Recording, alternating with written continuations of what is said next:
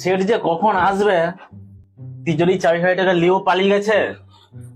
এদিকে কাজও আর্জেন্ট বলছিল, টেনশনে আছি বুঝলে কমলদা। তোর অত কিসের টেনশন? সেটের কাজ সেট ঠিক বুঝে নিবে।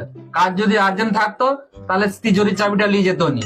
আচ্ছা কমলদা, তুমি সিনিয়র কারিগর হলে কি করে বলো তো? সে অনেক কথা রে, কোন কথাটা শুনবি তুই?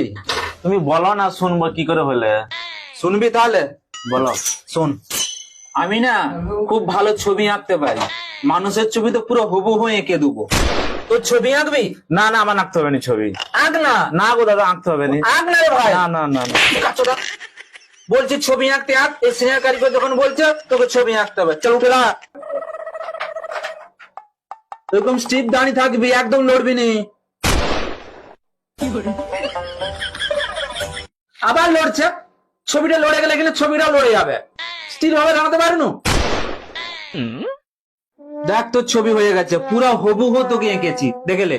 কই দেখি। দেখ। শালা বোকা চোদা, এ দুটা এটা কি? যাই তাই ছবি এঁকেছে শালা বালের সিনিয়র কারিগর। বন্ধুরা তোমরাই বলো, আমি ছবিটা কি খারাপ এঁকেছি? এ ঝন্টু, আবার এবার এঁকে দেবো, চলে আয়।